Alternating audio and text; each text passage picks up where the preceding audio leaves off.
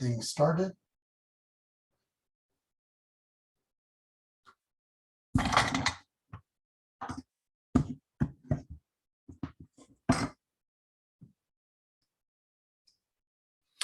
Hi, this is Bill Hartzer. This is the Digital Marketing Podcast with Bill Hartzer for Thursday, April 28th, 2022. Got a few things going on this week that I want to go through. Let's start with digital marketing news for this week. Basically, there's if we talk about Google and Google's taking content, there's been some issues, and a lot of people actually have thought that we have been, essentially Google is taking content from your website and showing that content in the search results in an effort that where when someone does a search, they will get the answer to their question, or they'll get information without having to come to your website. And there's been some questions about whether or not that is actually Google stealing content or not. And so in certain instances that came up this week, this past week, where there was content showing up in a knowledge panel that had been created, and that information is presented by Google as if they're the content creator or originator. And so what's happening is that they're not identifying the website where that information is being taken from. So Google essentially is taking content from some source, presenting it as a knowledge panel and information, but not actually citing the original source where the content came from. So that is actually kind of the question that's been debated this week. And Google officially came out and said, well, we're not really stealing content, and it's content that maybe that we wrote or authorized or had somebody at Google write.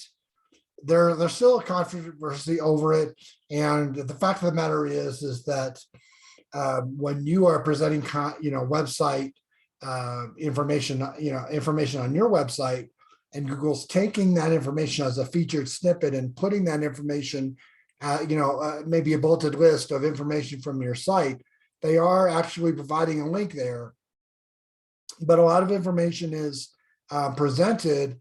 In a lot of cases, Google, the searcher at Google is actually searching and getting the information without coming to your site. And so there's kind of two issues there, a couple issues regarding, whether or not you should allow Google to essentially take content and put it on their search results. Ultimately, I think that's better for you because you're seen as the expert in that case. So, moving on. So, there's another thing that has come up this week. You can actually remove personally identifiable information from Google search, and there's now actually a new form and that you can fill out. And so I have a particular case where there's an individual I'm working with, a person, a woman that I'm dealing that has hired me, and in this case, she's actually concerned that when someone searches her name, that her name, address, and phone number, I'm not sure about phone number, name and address, and is there in the Google search results, and she would like that removed. And we've done some things to move that address information down the second, third page of results so people don't really find it. But if you're digging around, you can eventually find that information, her name, her actual address and location. This is a concern, because she's a woman, she's actually a celebrity, and we don't want that information out there. She doesn't want that information out there. So now you can actually remove that information and make that so according to the statement from Google may remove personally identifiable information that is potentially to create significant risks of identity theft, financial fraud, harmful direct contact, or other specific harms. This includes doxing, which is when your contact information is shared in a malicious way. So in fact, because this individual is a celebrity, and she has a concern over the fact that her our address and of one of her apartments is available, then that's issue. So now you could actually fill out a form at Google to remove personally identifiable information that includes anything related to a risk and so forth. So Google Search Console had a kind of a hiccup that they have from time to time. Google Search Console, a performance report, their average position actually went missing for a period of time. And I've seen actually some people post that in particular about that. Actually, it was a bug in Google Search Console data, and so that has been fixed. I recently was on the Jim and Ann show. The Jim and Ann show is from Internet Marketing Ninjas, and I talked about domain names and SEO. And so if you Google you find the Jim and Ann show out there anywhere on that the latest episode is I talked for actually well over an hour about domain names and SEO and focus on domain names. So if you are interested in that, check out the Jim and Ann show. They have had and they will have several different guest speakers on there with their show. And it is quite entertaining at certain times. A lot of retrospect and a lot of information out there that we talk about regarding domains. So I wanted to mention also that Amanda I hope I'm pronouncing this right. Amanda Zantel Wiener has joined Search Engine Journal as editor-in-chief. As you recall, Danny who was editor of Search Engine Journal for several years. He has moved over to Search Engine Land. Now Amanda has taken over as Search Engine Journal as editor-in-chief. I know that there are a fair amount of people who I speak with on a regular basis that provide articles to Search Engine Journal, and so especially myself. And so it's good to see that they have filled that position. So one of my personal issues this past few weeks that I've been dealing with is email. And so obviously, when you do set up email, you want to make sure that SPF, DKIM, and DMARC records are all set up. And that's that's a good thing for your domain.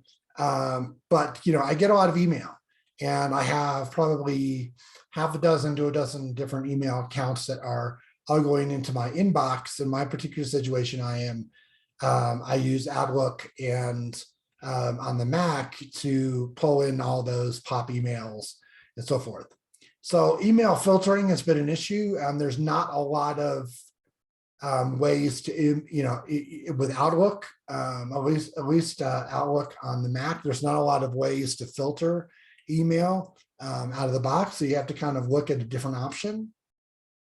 And so especially, filtering out junk mail and so forth. And so I've been kind of exploring different options. One option that has been presented to me by several different people is, which I've been aware of is actually using, Google's accounts, if you will, and Google Workspace to have the, email there. So that, Google and Gmail does a very good job of filtering. And so that's not really the issue. The issue is the fact that I get emails that because of the legal work that I do not want those emails going through any kind of system related to Google. And so just as so that's one thing. The other part is that I have email accounts that I've archived, and especially thousands and thousands of emails that I need to keep and be able to search. And so just moving those over is potentially an option, but you're talking about tens of gigs of email that would need to be moved over essentially to a Google account that then sure would do the filtering and everything. But again, we're back to the issue of the fact that I do not need certain emails that are secured going through Google as a company. because of some legal work that I do. So on the other hand, so what I have done for a while is that what I had emails, certain emails set up, they were just forwarders, so that when someone did send me an email to, for example, bill@hartzler.com, that was forwarded automatically. All the email to that email address was forwarded to Gmail. Well, it turns out that there are certain servers set up that, for example, Network Solutions, they essentially use Outlook or Microsoft's products to send and receive email through their systems. The problem is that when you set up a forwarder that goes through and goes to another email, there is actually an issue with that email being forwarded. And so essentially what happens is, if you have, let's say, bill@hartzler.com set up, and that's your Network Solutions account, that email address, it actually has to be set up on the server and cannot be a forwarder, because essentially what happens is when Network Solutions sends that email out, Microsoft's products, because it's a forwarder, they won't deliver that email. So it doesn't even hit your server, it doesn't even get to Gmail. And so literally for 6 months, I was working with Network Solutions back and forth with several different people there, figuring out why a password reset or why certain emails from Network Solutions were not getting to my inbox, and doing a lot of setup and fixing, working with my web host, seeing that the that the emails were never being delivered and so forth. Well, that was the issue, and that was an issue for me because Network Solutions in particular, when I had bought expired domain names and they were at auction, or certain auction domains were actually were already at Network Solutions. And so I was not able to actually transfer those out or do anything or even access the account where those domains were, because of the fact that it turns out that the email on the account was a forwarder and had to be separately set up. So anyway, that's essentially an issue with many email accounts. We may not be getting all of our email if you have email accounts set up a certain way. So I have tried a couple of different options, called one that was recommended to me called SaneBox, SANEBOX, and it essentially it is some filtering. They filter the emails into certain folders on your web server. So then when you pull in the emails, they may already be put automatically into certain accounts. So that's kind of worked, but it's not ultimately it's not an option. I feel like that after using this for 2 weeks, the SaneBox, that it filters kind of in a different way or too much. I really just need personally just really need spam to go to a spam folder. I don't need 27 different folders based on certain, based on whether it's a newsletter or whether it's based on a receipt for an item or whatever. It's just not an option for me. So I'm still kind of looking at various options at this point. Finally, want to kind of update you on a particular domain name recovery case. As you know, I now consider myself the premier or honestly the best for domain name forensic expert as far as stolen domain names are are are concerned. And that, I have been working on in the past year or so over 450 stolen domain name cases. A lot of people don't know that stolen domain names is very much a huge problem. And I have after these 450 cases, and each one is almost different. Some are cases where that would just blow your mind of what has happened to a domain name owner.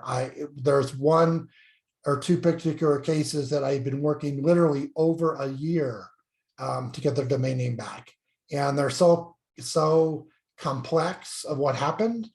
Unfortunately, there's not a way that we can file UDRP in those particular cases. So there's other cases where we're using the URS, and there's actually tomorrow we will probably file 4 different URX cases where people have stolen domain names, and then we're having to do that because the domain name registrars are basically just uncooperative whatsoever. It's amazing that we're even in one particular case. It is the 5th. As of yesterday, I have been working on this one particular case for 5 weeks now regarding, this is the 5th week. I have no problem stating the fact that this is GoDaddy. And what happened was a domain name let's start. An email account, not a Gmail, which normally it's a Gmail account that is hacked. Regardless, an email account was hacked. The hacker went into the GoDaddy account. They transferred the domain name to themselves at a different registrar. Now, once they did that, they literally copied the website and put up the website again, but put up a nasty message on the website, which is a legal threat essentially against about that company, which today that website still is up and running with that legal threat on the website, which is a copy of the .com website. So what has happened is the hacker went into that GoDaddy account, and literally this is out of 400 plus cases. This is the first time a hacker has gone in and deleted the GoDaddy account completely. When our client came to us and came to me and said, hey, our domain name's been stolen, the company, then I said, okay, let's get into the account. Well, the account did not exist because the hacker deleted the GoDaddy account. Well, gee, what has happened is I found there is a big hole or problem with GoDaddy. When a GoDaddy account is deleted and you pick up the phone and call GoDaddy and say, somebody stole my domain name, or there's a problem with my account, what happens? Every employee at GoDaddy says, we don't know who you are. There's no account. You never did business with us, and we have no history of you ever doing business with us. I mean, what's happening here? They did business for years, and the hacker deleted the GoDaddy account. So now we have to go through 2 weeks, literally 2 weeks of proving to GoDaddy that this company existed and their GoDaddy account had been hacked. That's just insane. We finally have gotten, with back and forth emails and phone calls and calls and live video with me and the client and on the phone with GoDaddy, we finally got to a certain person that said, okay, we'll look into this. So that's even with me knowing people at GoDaddy and having them look into that. And again, they had no knowledge, the fact that the company even existed with GoDaddy, but they were a customer whose account was deleted. That's a problem. So now we're on the 5th week of them going back and forth with another registrar, trying to figure out whether a domain name has been stolen and whether or not that domain name needs to go back to GoDaddy and everything being taken care of. Meanwhile, if you go to the website and go to, there is a nasty legal message from the hacker that says essentially that this company is a fraud and that you should never do not do business with them, and the fact that their owners are under investigation and have been arrested, and so on and so forth. And regardless of whether the fact you would put actually that on your own website where you're doing business, okay, which is a copy. It turns out a copy of the original website, which is on .com. So we're now in the 5th week as of yesterday. This has not been resolved, so we're resorting to we are working, have been working to get the UDRP prepared. However, we're going to file tomorrow with the URS, and hopefully that system will at least be able to take that website down. Regardless, after 3 days of me, I was able to get that nasty website down with the nasty message. But the hacker then copied the website and put it up at another host that will host will not take the website down. So there we're at. This is now the 5th week, and it is GoDaddy's problem. And I have been back and forth. And normally at this point, I have not till this time now, I have never named the registrar. But after 5 weeks of dealing with this crap, and and it is horrendous that this is even happening, then I have no problems saying this is a GoDaddy problem. So that said, this has been the not SIA, but the Digital Marketing with Bill Archer podcast for Thursday, April 28th. I am live every Thursday at 1:30 Mountain Time, usually, and I was about 10-20 minutes late today, but due to a call. But otherwise, got a lot of more stories. Take care of your domain names. Make sure they are at a secure registrar, and if you must use a Google account, use Google's advanced protection to lock down your account. Thanks for joining me this afternoon, and I will speak with you next week or maybe even sooner. Thanks.